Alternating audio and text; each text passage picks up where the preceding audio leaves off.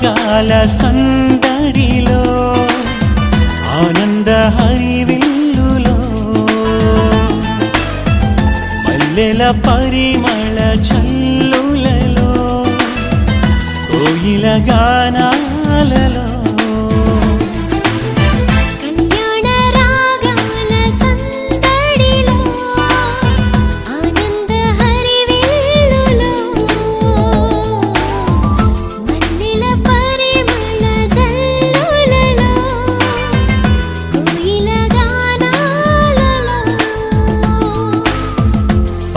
పరిశుద్ధుడేసుని సన్నిధిలో నవదంపతులు ఒకటవగా పరిశుద్ధుడేసుని సన్నిధిలో నవదంపతులు ఒకటవగా స్వాగతం వధువ స్వాగతం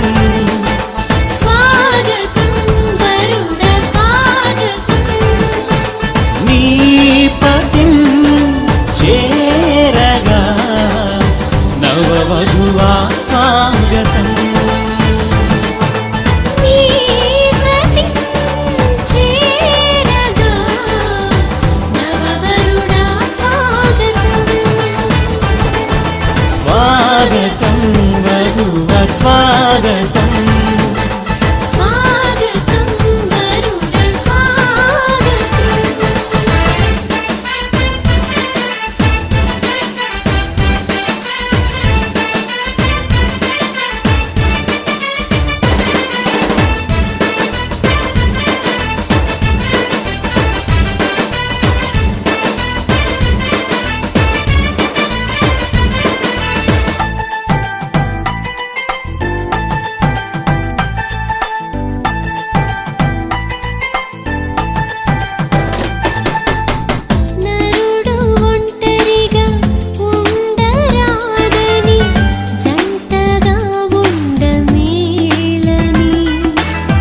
ఇరువురి కలయిక దేవుని చిత్తమై ఒకరికి ఒకరు నిలవాలని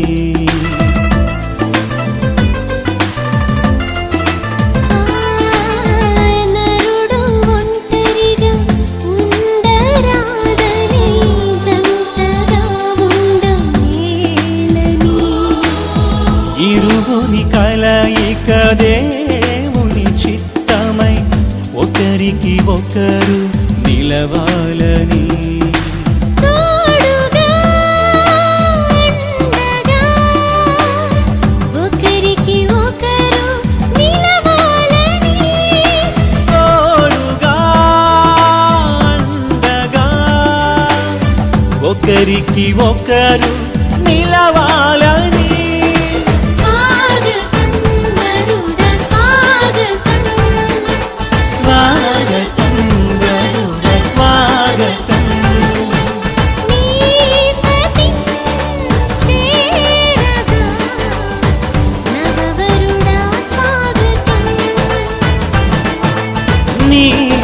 పతిం చేరగా నవవధువా స్వాగతం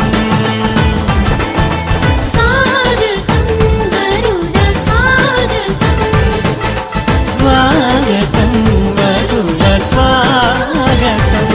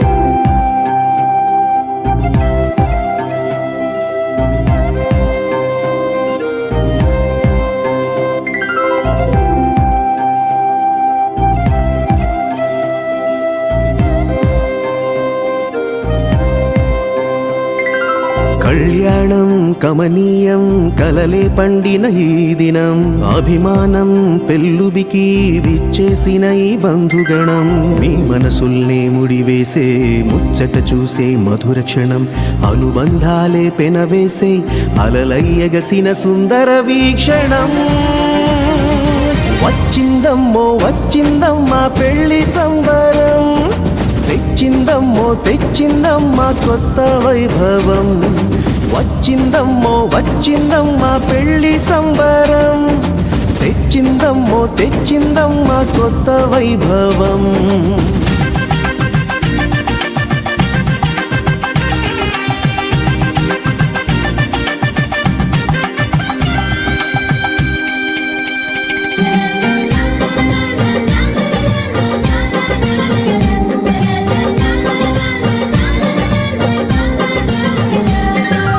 ఆకాశం దిగిరావాలి ఆనందము పొంగాలి ఆత్మీయత కురిపించాలి ఎంత అందమో ప్రభువే మీ తోడుండాలి ఆశీస్సులు అందించాలి బ్రతుకే చెరి సగమవ్వాలి వింత బంధమో బాజాలే వాయించి తాళాలే మ్రోగించి పెళ్ళంత సందడే చెయ్యగా పన్నీరే చల్లించి తలంబ్రాలే పోయించి ఆశీర్వదించమా నిండుగా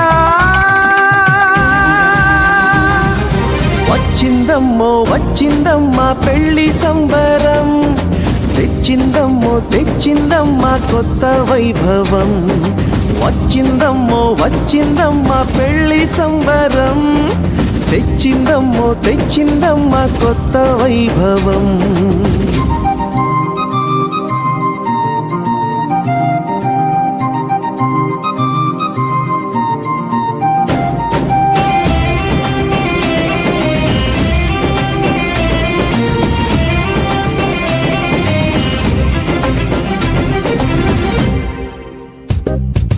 మనసే ఇక ఒకటవ్వాలి మమతే మీ మది నిండాలి మురిపించే మనువవ్వాలి ఏడు జోడుగా అనురాగం విరబూయాలి సంతోష సిరి పండాలి చిరకాలం వర్ధిల్లాలి తోడు నీడగా అదిలంగా జీవించి 10 మందిని మెప్పించి ప్రభుదారిని చూపించే జంటగా ప్రేమే మీ బలమంటూ సమతే అభిమతమంటూ చిరుదీపం వెలిగించే దివ్వెలా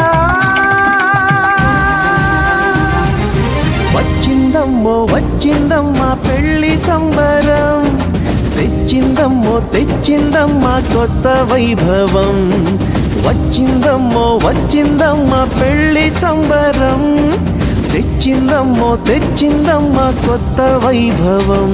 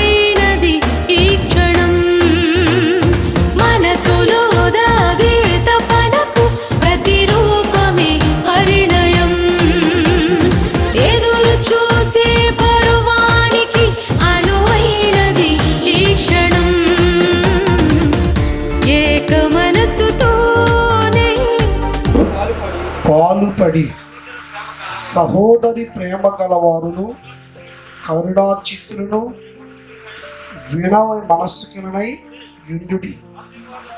ఆశీర్వాదములకు వారసులుగా ఉండుటకు మీరు పిలువబడుతురు గనుక కీడును ప్రతి కీడునను దోషములకు ప్రతి దోషములను చేయక దీవించుడి. చాలు. చిన్న ప్రార్థన చేసుకుందాం. పరిశుద్ధులైన మా తండ్రి, గొప్ప రక్షకుడా, దేవా, నీ కృపను బట్టి, నీ దయ, నీ సంకల్పాన్ని బట్టి వేరుగా ఉన్న వీరిని జతపరిచి నీ కృపలో, నీ ప్రేమలో వీరిని దీవించుటకు, ఆశీర్వదించుటకు ఇట్టి సమయాన్ని మీరు సిద్ధపరిచారు. నా తండ్రి, ఇప్పుడున్న వాక్యాన్ని బట్టి వారి హృదయాన్ని సిద్ధము చేసుకుని మీ ఆశీర్వాదాన్ని పొందుకోగలిగిన ఆత్మీయ అనుభవంలోనికి వారిని, ఈ స్థలంలో కూడుకున్న వారిని కూడా మీరు సిద్ధపరచమని, ఆ దేవా, నా నోట మీ మాటలతో మాట్లాడమని పరిశుద్ధుడైన యేసు క్రీస్తు శక్తి కలిగిన నామములో ప్రార్థించుచున్నాను మా తండ్రి, ఆమేన్. వాక్యాన్ని మనం పరిశీలించినట్లయితే, తుదకు మీరందరూ ఏక మనుషులై ఒకరి సుఖదుఖముల యందు ఒకరు పాలుపడి సహోదరి ప్రేమ గల వారును కరుణా చిత్రులను వినయ మనస్సుకులై యుండుడి. చూడు బిడ్డ, దేవుని యొక్క వాక్యాన్ని మనం పరిశీలించినట్లయితే పేతురు చక్కగా శ్రేష్ఠుని యొక్క మాటను ఆయన మాట్లాడుచున్నారు. ఏమిటంట? తుదకు మీరందరూ ఏక మనుష్యులై. చూడు, దేవుని యొక్క వాక్యాన్ని ఇక్కడ మనం పరిశీలించినప్పుడు ఏక మనస్సును గూర్చి ఇక్కడ రాయబడి ఉన్నది. చూడు, ప్రతి మనుష్యుడికి ఒక మనస్సు, ఒక మనస్సాక్షి అనేది ప్రతి వ్యక్తిలో ఉంటుంది. అయితే దేవుని వాక్యాన్ని ఇక్కడ పరిశీలించినప్పుడు ఆ మనస్సు, మనస్సాక్షులు ఎలా ఉండాలంట? ఏక మనుష్యులై ఉండినట్లు దేవుని యొక్క వాక్యం పరిశుద్ధాత్మ దేవుడు పేతురు ద్వారా మాట్లాడుచున్నారు. ఎందుకంటే కూడా ఏక మనస్సు అనేది చాలా ప్రాముఖ్యమైనది. చూడు, చాలా మంది జీవితాన్ని మనం పరిశీలించినప్పుడు భార్య భర్తలు ఉంటారు, కానీ భార్యకున్న మనస్సు భర్తకుండదు, భర్తకున్న మనస్సు భార్యకుండదు. చూడు, భర్త మనస్సు వేరు, భార్య మనస్సు వేరు. భర్త మనస్సాక్షి వేరు, భార్య మనస్సాక్షి వేరు. చూడు, వీరివరి యొక్క మనస్సాక్షులు, మనస్సులు ఏక మనస్సు అనేది లేనప్పుడు కూడా వారి జీవితాల్లో ఆశీర్వాదం అనేది వారు చూడలేరు. చూడు, చాలా మంది జీవితాలను పరిశీలించినప్పుడు ప్రభుని ఆరాధించేవారిగా, ప్రభుని వెంబడించేవారిగా కనబడుచున్నారు, కానీ ఆశీర్వాదాన్ని పొందుకోలేని స్థితి నాడు క్రైస్తవ జీవితంలో ఉన్నది. దీని గల కారణం ఏమిటి అంటే వాక్యాన్ని అనుసరించకపోవటం. చూడండి, ప్రభుని వెంబడించేది ఎలా అంటే పెదవులతోనూ శరీరముతో మాత్రమే ప్రభు సన్నిధికి వీరు వస్తూ ఉంటారు. వాక్యాన్ని అనుసరించరు. అనేకలు వివాహాలు కూడా చేసుకుంటూ ఉంటారు, కానీ వారు దేవుని సేవకులు ఎదుట ప్రమాణకాలు చేస్తూ ఉంటారు. ఏమని?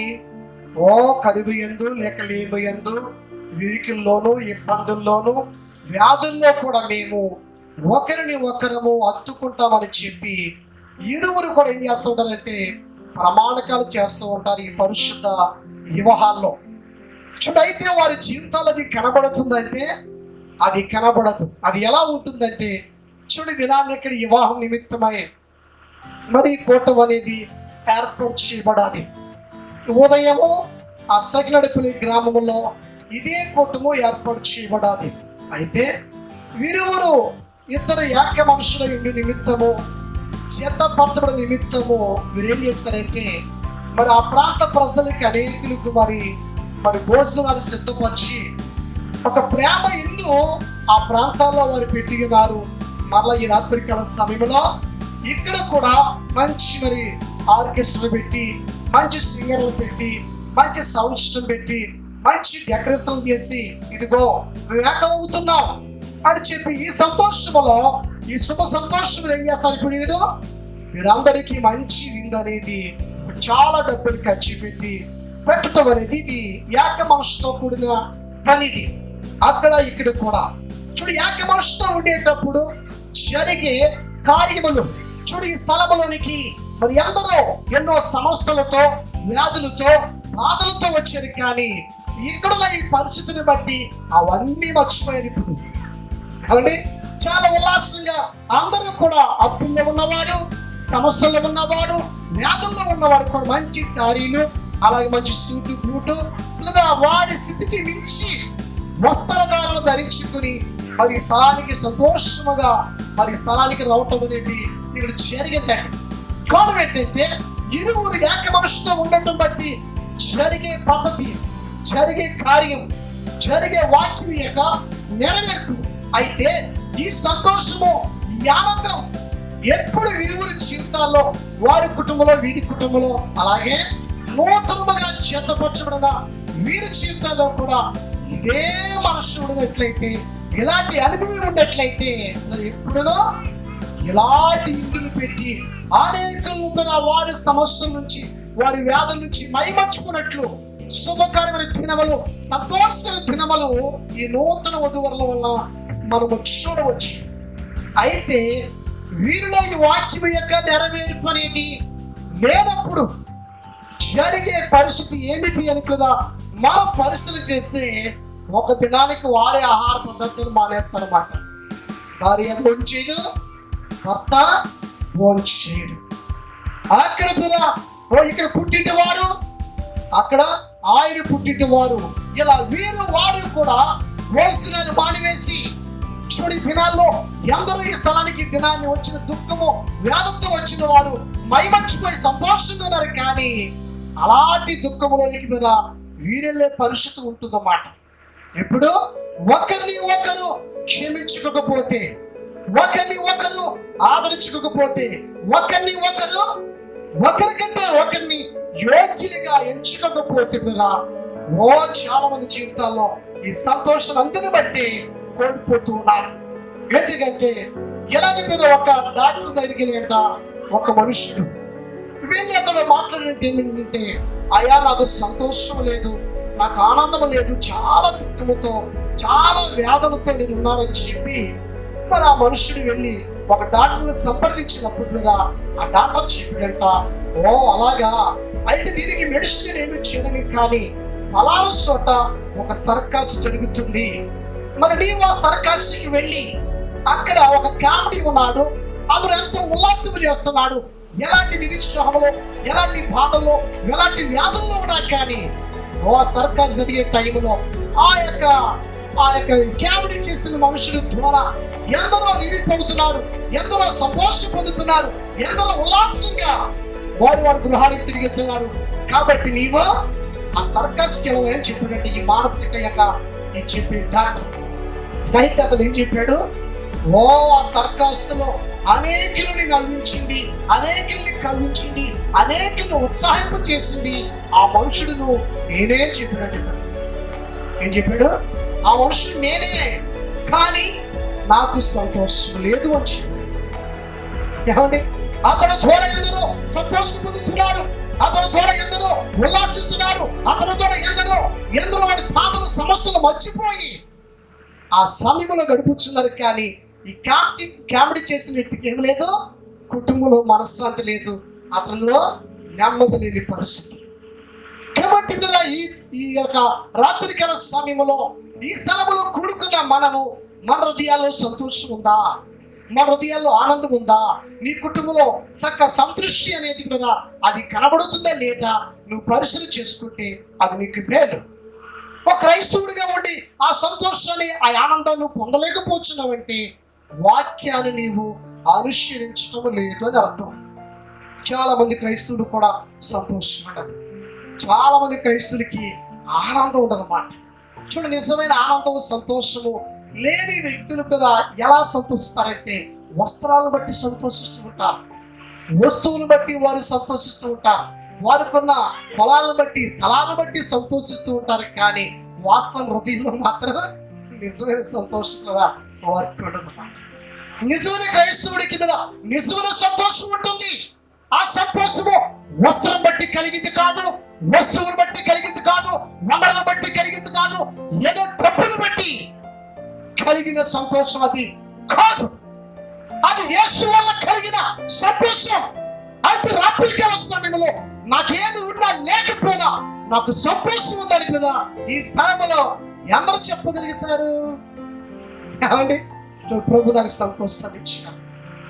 నేను ఇప్పటికి 19 సంవత్సరాలు నేను మారు మనసు పొంది నా పాపాన్ని ఒప్పుకొని, కానీ ఇప్పటికీ నా హృదయంలో కూడా నిజమైన సంతోషం. కాబట్టి నాకు మంచి వస్త్రాలు వేసుకోవాలి, మంచి ఇల్లు కట్టుకోవాలి, ఓ బంగారం ఒంటి మీద ధరించుకోవాలి, ఇలా ఉండాలని ఆ సంతోషానికి నేను అలవాటు పడి. ఎందుకంటే యేసులో ఉన్నది నిజమైన నిత్య ఆనందం మాట.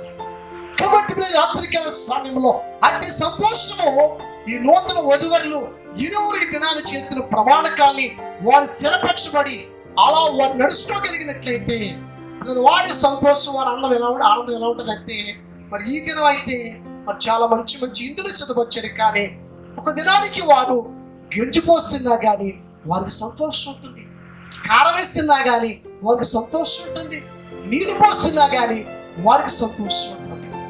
అది దేవుడు చేసిన సంతోషం.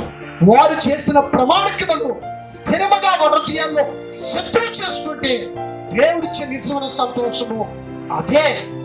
కాబట్టి ఈ రాత్రికాల సమయంలో కూడా మీకు నిజమైన సంతోషము లేక వస్త్రాలను బట్టి, వస్తువులను బట్టి సంతోషిస్తున్నారేమో, కానీ చీపుడు వస్త్రమో చెవట కంపు కొడుతున్నమాట. ఏంటి నువ్వు వేసుకున్న వస్త్రం ఏమవుద్ది? చెవట వాసన, మురికి వాసన, దుర్గంధపు వాసన పడుతుంది. అంతేకాదు, ఒక్కరోజు స్నానం చేయకపోతే ఈ దేహం ఎలా ఉంటుందండి? చాలా కంపు కొడుతుంది. కానీ ఇది మట్టిలోంచి తీయబడ్డదన్నమాట. మట్టిలోంచి తీయబడిన యొక్క దేహాన్ని దేవుడు మహిమతో నింపాడు. ఆ మహిమ నీలో ఉన్నట్లయితే, ఆ మహిమకు ఒక క్యామరంగా ఉన్నట్లయితే ఎప్పుడు నిజమైన సంతోషం, నిజమైన ఆనందాలు కూడా నీవు అనిపిస్తావు, అనేకులకు దాన్ని వ్యక్తపరుస్తావు అన్నమాట. కాబట్టి దేవుడి వాక్యాన్ని మనం పరిశీలించినప్పుడు ఆయన ఏమంటున్నాడు? ఆశీర్వాదమునకు వారసులుగా ఉండుటకు మీరు పిలువబడ్డారంటే, ఇప్పుడు మీరిద్దరు ఎందుకు పిలువబడ్డారు? ఆశీర్వాదానికి వారసులుగా ఉండుటకు.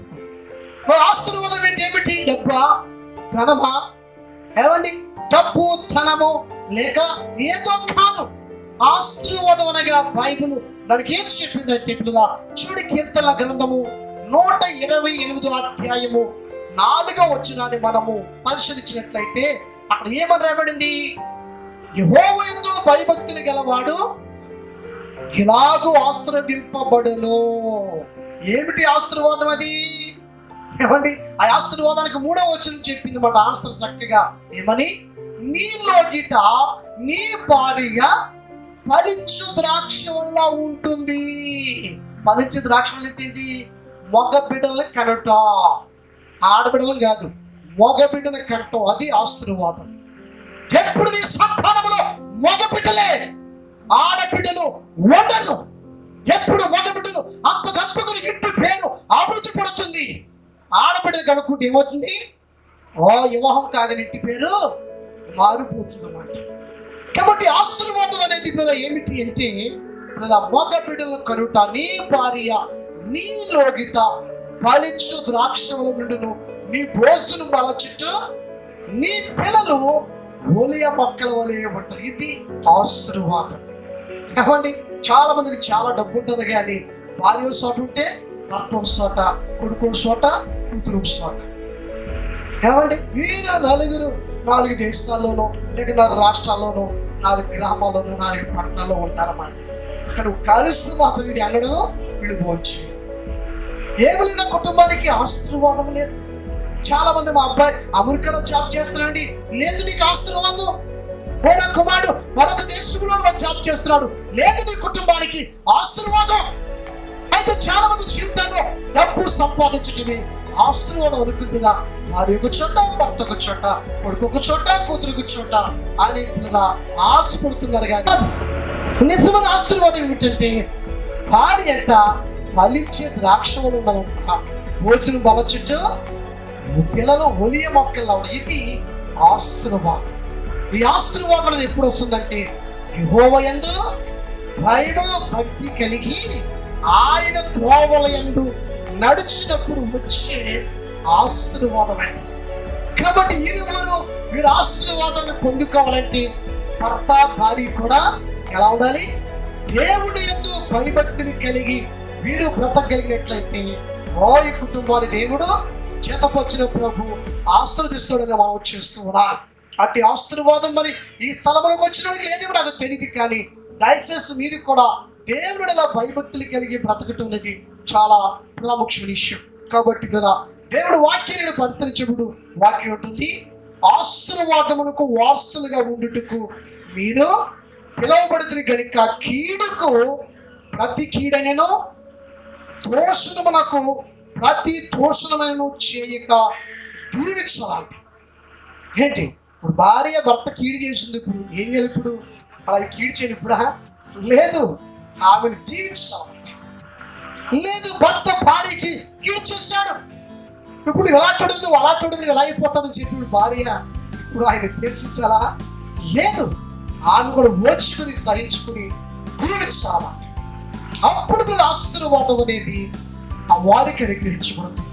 కాబట్టి ఈ స్థలంలో కూడుకున్న ప్రతి మనుష్యుడి మీద దేవుడి వాక్యానికి అనుకూలము నడిచినట్లయితే ఈ దినం జరుగుతున్న ఈ ప్రేమ విందులు ఎప్పుడు వారి జీవితాల్లో విందులుగానే ఉంటాయి. లేదంటే వాళ్ళిద్దరు గొడవ పెట్టుకుని అనంతట మానేస్తారు. ఏంటి, ఒకరి కింద ఒకరి పైన ఇద్దరు మాత్రం కలిసి పడుకోరు. ఎడమొఖం పెడమొఖం, పుట్టిడొకలు ఆల్రెడొకలు, ఇలా ఎలా దారి మొదలైపోతుంటాయి మాట.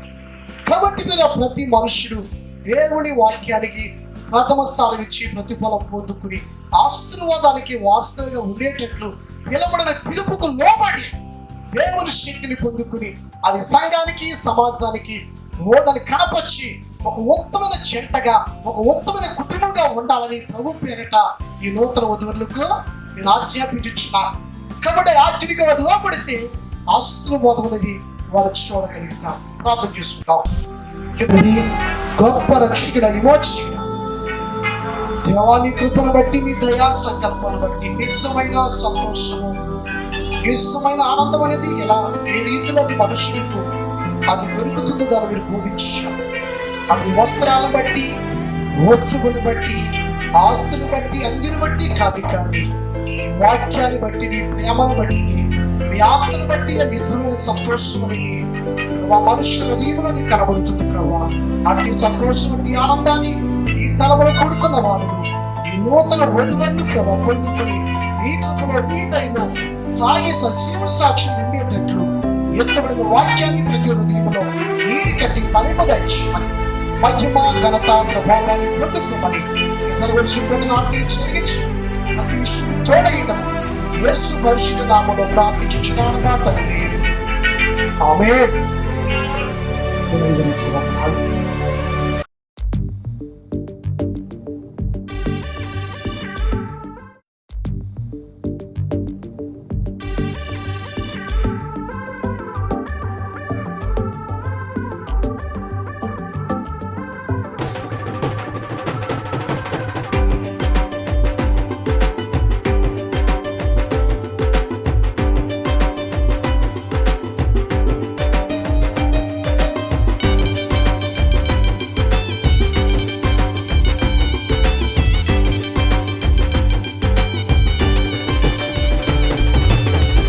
ఆనందమే సంతోషమే ఈ కలయిక నీ చిత్తమే.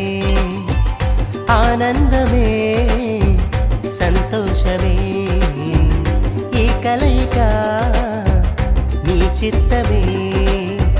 సప్త స్వరాలతో నిన్ను గూర్చి పాడెదము, సంగీతనాదముతో నీ మహిమను చాటెదము. సప్త స్వరాలతో నిన్ను గూర్చి పాడెదము, సంగీతనాదముతో నీ మహిమను చాటెదము. దేవారావయ్యా నీ దేవెనలేవయ్యా, దేవారావయ్యా నీ దేవెనలేవయ్యా.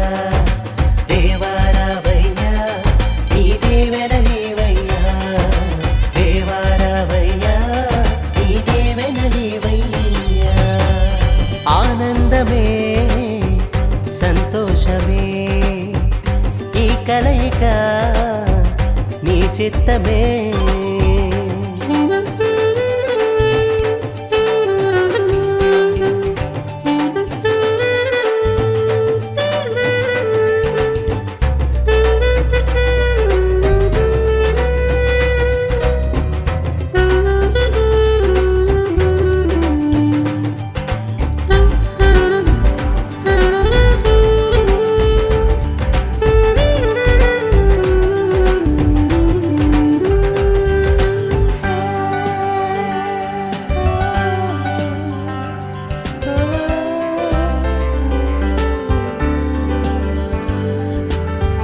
సుదర్శన్ వరుడుగా విచ్చేసిన శుభవేళ, శ్రావ్య వధువుగా కనిపించే తన జతగా.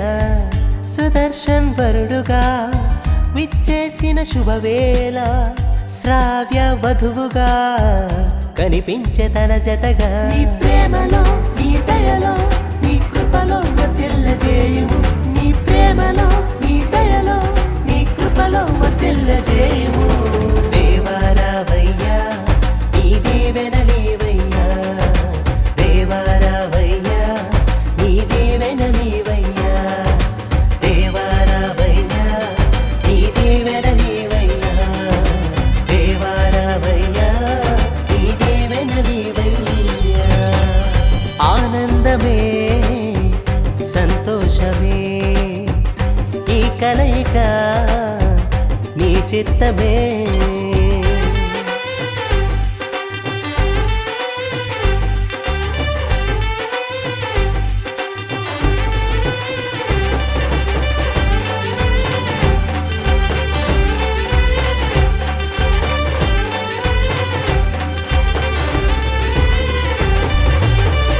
పరిమళ సువాసనతో సతతము నీ సేవకై నీ శిలువ సాక్షులుగా నడిపించు ఇలలోన. పరిమళ సువాసనతో సతతము నీ సేవకై నీ శిలువ సాక్షులుగా నడిపించు ఇలలోన. నీ ప్రేమలో నీ దయలో నీ కృపలో వర్ధిల్లజేయుము. నీ ప్రేమలో నీ దయలో నీ కృపలో వర్ధిల్లజేయుము. దేవారావయ్యా నీ దీవెనలీవయ్యా, దేవారావయ్యా నీ దీవెనలీవయ్యా, దేవారావయ్యా నీ దీవెనలీవయ్యా, దేవారావయ్యా నీ దీవెనలీవయ్యా. ఆనందమే సంతోషమే ఈ కలయిక నీ చిత్తమే. ఆనందమే సంతోషమే ఈ కలయిక నీ చిత్తమే. సప్త స్వరాలతో నిన్ను గూర్చి పాడెదము, సంగీతనాదముతో నీ మహిమను చాటెదము. సప్త స్వరాలతో నిన్ను గూర్చి పాడెదము, సంగీతనాదముతో నీ మహిమను చాటెదము. దేవారావయ్యా నీ దీవెనలీవయ్యా, దేవారావయ్యా నీ దీవెనలీవయ్యా, దేవారావయ్యా నీ దీవెనలీవయ్యా, దేవారావయ్యా నీ దీవెనలీవయ్యా. ఆనందమే సంతోషమే ఈ కలయిక నీ చిత్తమే.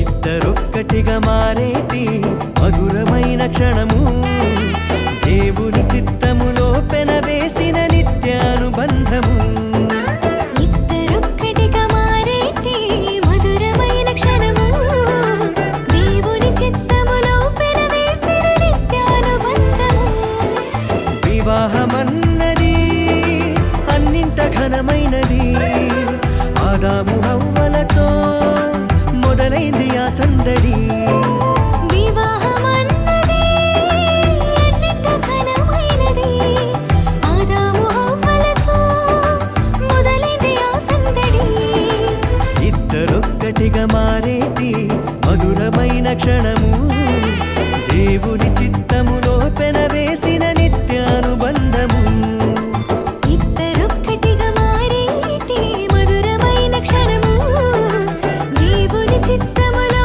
పెనవేసిన నిత్యానుబంధము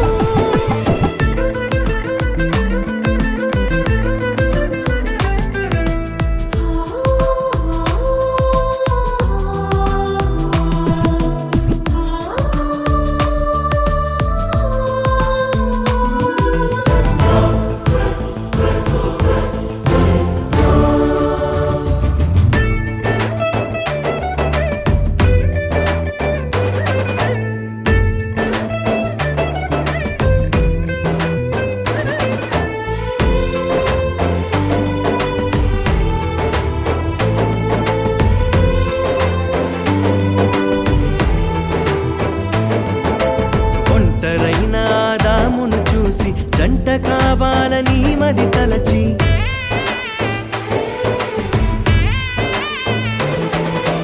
ఒంటరైన ఆదామును చూసి జంట కావాలని మది తలచి హవ్వను చేసి జతపరచి ఫలించమని దీవించేను సృష్టి పైన అధికారముతో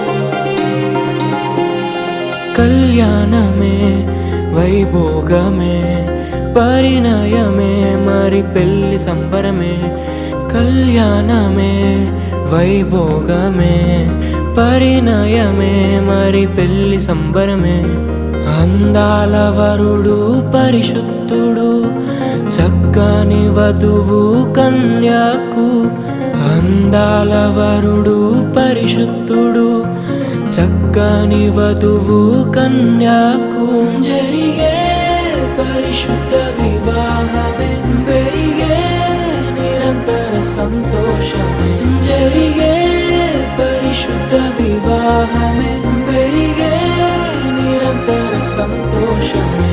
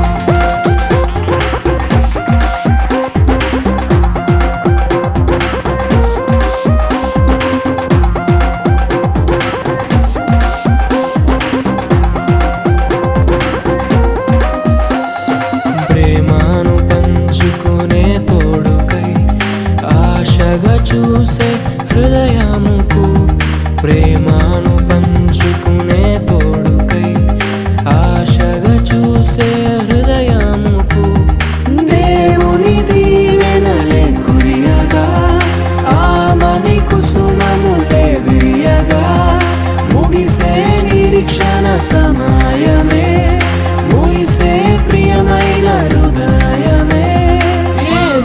ఏర్పరచిన దీనమే మన కన్నులకు ఆశ్చర్యమే.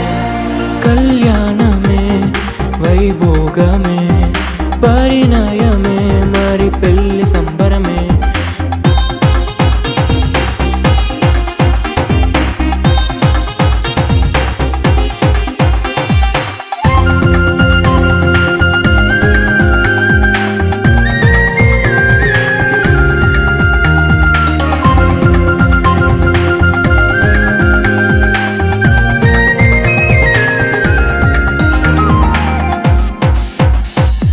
మరణము తప్ప మరి ఏది విడదీయనిది బంధము.